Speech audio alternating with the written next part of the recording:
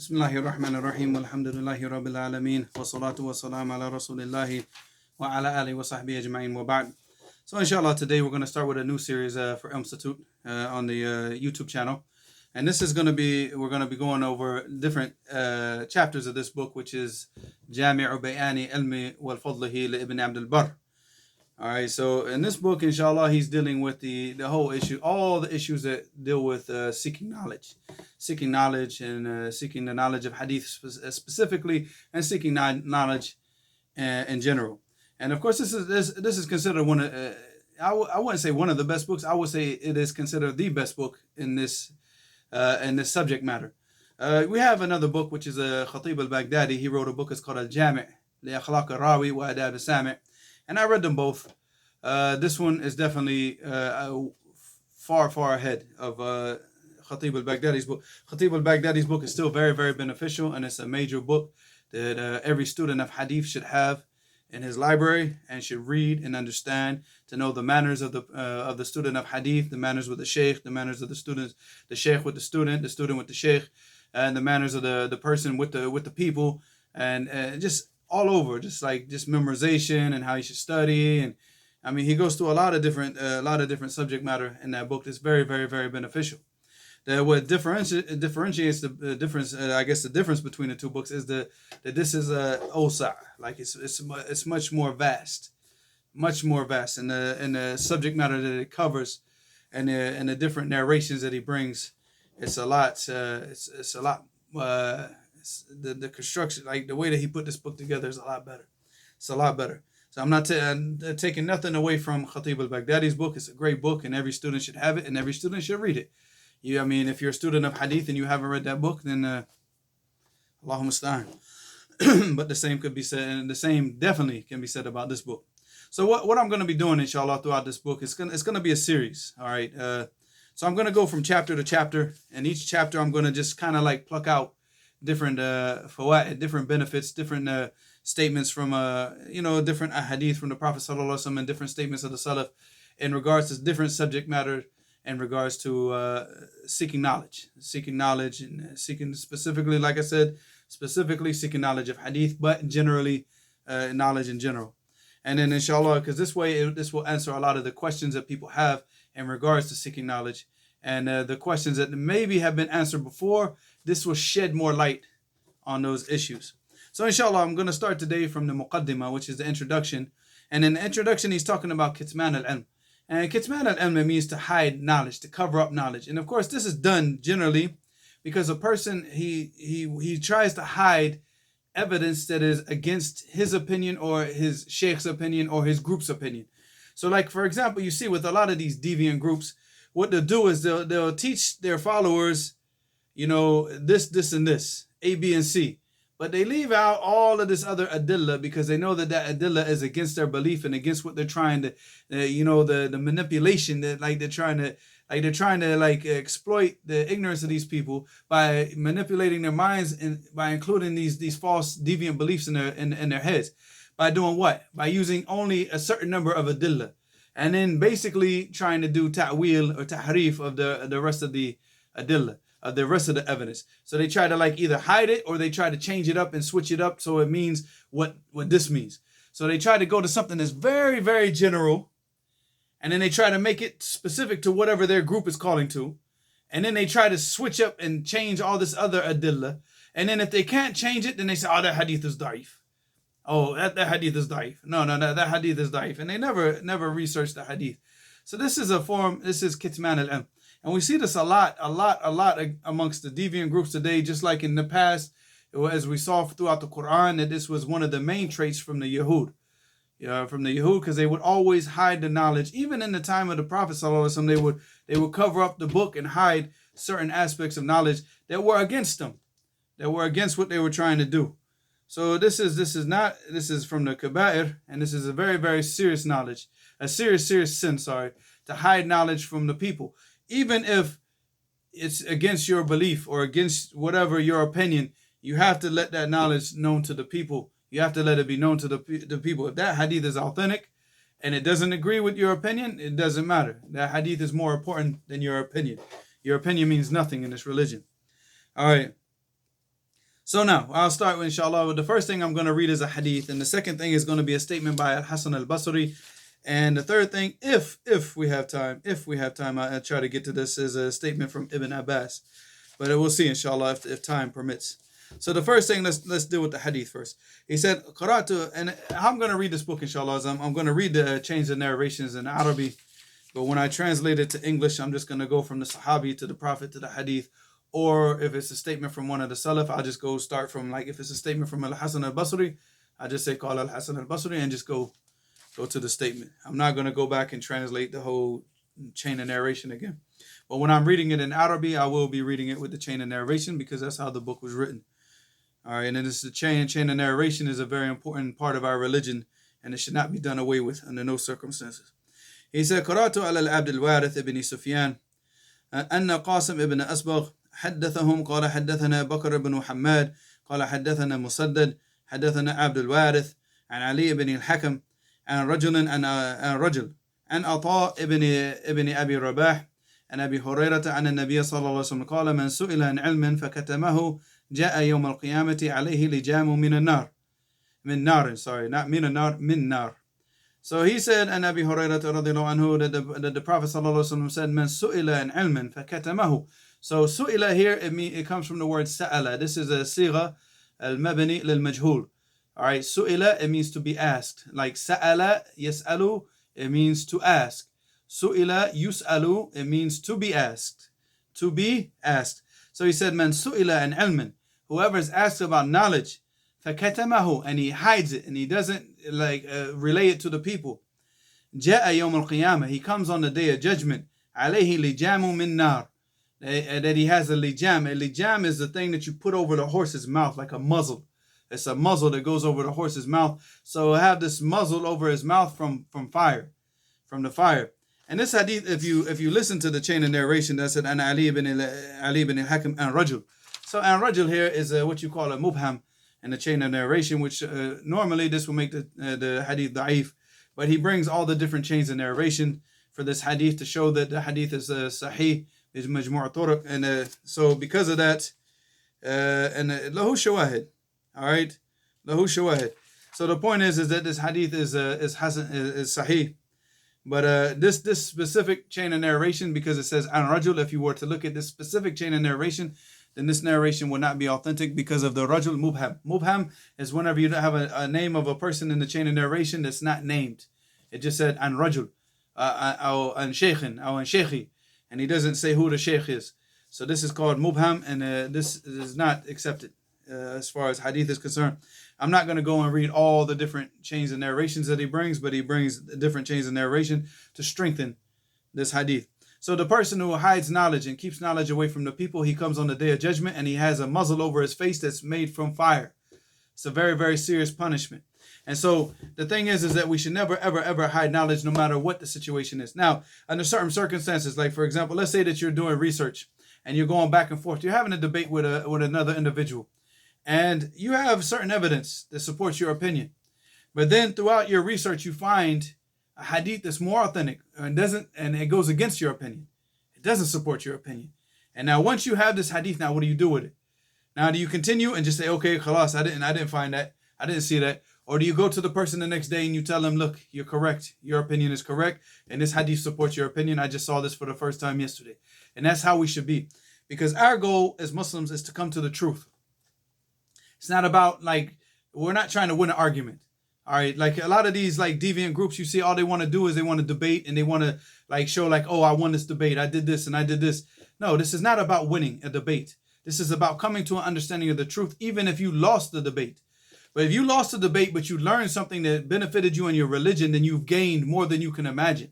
So you sat down and you debated with a person who's more knowledgeable than you, and he crushed you in the debate because he had more evidence, but you benefited because you learned something. And that's what this religion is about. See, a lot of these people, they grow up with this type of Western mentality. All they want to do is they want to defeat their foe, defeat the enemy. So they want to debate, and all they want to do is just crush him, completely shut him down where he can't. No, that's not what this is about. We're not trying to embarrass somebody. All we're trying to do is try to come to an understanding of the truth. So when we sit down and we go back and forth and we have these munaqashat, These munaqashat, these debates and these back and forths are meant to so we can understand the truth. So you present your evidence, I present my evidence, and we see which one is closer to which person's evidence, which person's opinion is closer to that evidence and the strongest evidence that we have. And then we take that opinion. And this is what the debate is supposed to be about. It's supposed to be about learning. And there should be no, after the debate is finished, everybody should be happy. They should shake hands and they should have love for each other because they were both trying to come to the truth. And the person, once he sees that his opinion is incorrect, he should accept that his opinion is incorrect and accept the evidence that shows that his opinion is incorrect. And then he makes taraja, which is that he leaves off that opinion and he takes the correct opinion. Because that's what this is about. Our opinions mean nothing in this religion. It's the evidence that matters. So our opinions are only strong as as strong as the evidence that supports them. So when we have an opinion on a certain issue, it's backed by evidence. So what we need to look at, we have to look at the evidence. And people ask for the evidence. We don't care about the opinions of a person. If a sheikh speaks about another person and he says Fulan is this and Fulan is that, you ask for the evidence. And the people should not get angry when you ask for the evidence. They should get angry when you don't ask for the evidence and you just repeat what the sheikh says. This is when you should get angry. So our religion is a religion of evidence. And we don't speak about people without evidence. We don't give our opinions about this religion without evidence, without those opinions being supported by evidence. And we don't just take an opinion of a sheikh because he's our sheikh. We don't have this type of ta'assub. All right, this type of ta'assub has no place in this religion. All right, no place. And the ta'assub, it means that, I take the opinions of my sheikh and I don't take the opinions of no other sheikh. Either you take the opinions of my sheikh or I'm against you and you're against us. This is a ta'assub and this is a tahazzub. This is hizbiyah and a asabiyah. And this is from jahiliyah. This is not from Islam. Has nothing to do with Islam. All right, the ta'assub fi ara, or ta'assub fi shuyukh, and all this is all from jahiliyah. This has nothing to do with Islam. If my sheikh is right and the evidence is with the sheikh, I'm with the sheikh. I take the opinion of the sheikh. If my sheikh is wrong and the evidence is against his opinion, then I don't take the opinion of my sheikh. I go with the evidence. And that's the way we do things. This is what this religion is about. But unfortunately, Allahumma musta'an, the majority of the people, they don't understand it. And that's why you're going to see the opinion, the statement of Al-Hasan al-Basri right now, inshallah, because he's dealing with people like this. Allahumma musta'an. So he said, okay, in the next statement he said, حدثنا محمد بن إبراهيم حدثنا أحمد بن مطرف قال أخبرنا سعيد بن عثمان وسعيد بن خمير قال أخبرنا يونس بن عبد الأعلى قال حدثنا سفيان بن عيينة قال الحسن. And of course this is الحسن البصري. دخلنا فاغتممنا وخرجنا فلم نزداد إلا غما اللهم إليك نشكو هذا الغثاء الذي كنا نحدث عنه إن أجبناهم لم يفقهوا وإن سكتنا عنهم وكلناهم إلى العي شديد والله لولا ما أخذ الله على العلماء في علمه ما أنبأناهم بشيء أبدا. This is a very, very strong hadith, a strong statement from Al-Hasan al-Basri. So he said, دخلنا فاغتممنا وخرجنا فلم نزدد إلا غما. He said that we entered into he's talking about when he goes to explain things to the people. He said, دخلنا فاغتممنا, and al-gham is just this anxiety, this anxiety of what's going to happen. And وخرجنا فلم نزدد إلا غما, and then we left out of from amongst the people, and we didn't increase anything except for ghamma, like this anxiety and this feeling of unease. He said, Allahumma ilayka nashku. He said, oh Allah, it's only to you that we complain. هذا الغثاء. And of course he's referring to the hadith of the Prophet ﷺ when he's talking about the last days. He said, أَمِنْ قِلَّةِ يَوْمَ إِذٍ. When the Sahaba asked him, he said, we're going to be weak by being small in numbers? أَمِنْ قِلَّةِ يَوْمَ إِذٍ يَا رَسُولُ اللَّهِ. Is it going to be because we're in smaller numbers? He said, لَا لَيْسَ عَنْ قِلَّةِ. You're going to be a lot. وَلَكِنْ تَكُونُ كَغُثَاءٌ كَغُثَاءِ السَّيْلِ. The sail is the flood waters. And a lot of the people, they translate this as the foam on the ocean. It's not the foam on the ocean, it's the sail. All right, because what happens is the sail is the flood waters that comes off the mountains when it rains. So when it rains and you're in a wadi, which is a valley, the rain waters, they come down and they congregate and they go through the valley. And they go through the valley and they just bring everything with them. So as they flood, they start to foam up, and there's just like this ghutha, this foam on top of the sail, on top of the flood waters. All right, and of course this flood water is a blessing for the people, because what they do is they dig like little trenches, so the water, it goes into the fields and waters the crops. So the people, they wait for these flood waters, because the flood waters, they go into to the fields, and they flood the fields, so they don't have to keep watering. They don't have to use the water from the ground. They can now they have the water from the sky, so they can relax a couple days while that water seeps into the earth. So, but the flood, as it's flowing, there's this foam on it, and this is the ghutha, and this is what Al Hasan al Basri is talking about. He said, "Allahumma ilayka nashku hadha al ghutha." We're complaining to you, oh Allah, only to you do we complain. This ghutha, this foam on the flood waters, and he's talking about the people that have no benefit whatsoever, because they're Muslim but they have no knowledge, and they're not concerned with knowledge. So they have no benefit whatsoever for Islam and the Muslimin. He said, "Nashku hadha al-ghutha alladhi kunna nuhaddith anhu." The one that we were told about. Nuhaddith anhu, like, because it came in a hadith from the Prophet sallallahu alaihi wasallam. So this is what we were told about from before. And he said, "In ajabnahum lam yafqahu." He said, if we were to answer them, they to ask us about knowledge, and we answer them, they don't understand. They don't understand. Like, we try to break it down and let them understand, but because their lack of concern with the most basics of the religion, that even the most basic questions, when they ask them, they can't understand the answers. When sakatna anhum wakalnahum ila al-'ayyan shadid. And if we were to stay quiet, all right, so they ask us, but we refuse to answer, then we leave them in extreme ignorance. We leave them in extreme ignorance. He said, "Wallahi." He said, "By Allah, I swear by Allah, لولا ما أخذ الله على العلماء في علمهم." He said, it's only because of he said, ما أخذ الله على العلماء في علمهم. This is a contract between the ulama and, the ulama. Now, once they've gotten this knowledge, is that they don't hide it. They don't keep it away from the people. He said, if it weren't for that understanding, if it, the understanding that we don't hide knowledge from the people, he said, "Ma anba'nahum bi shay'in abada." We will never tell them anything. He said, it's only because Allah subhanahu wa ta'ala told us not to hide this knowledge, and this is binding upon us, that we don't hide the knowledge. He said, if it weren't for that, we would never, ever, ever talk to the people, and we would never answer their questions, nor would we ever talk to them about anything in regards to knowledge. And this is because a lot of the people today, they don't ask about knowledge, to seek knowledge, to seek the understanding. They just ask out of curiosity. So they'll go up and, "Yeah, Sheikh, what do you think about this? Yeah, Sheikh, what do you think about this? Yeah, Akhi, what are you trying? Like, what are you asking for?" And this is the most important thing. Are you asking because you actually tried to go and research? Because that's what you're supposed to do first.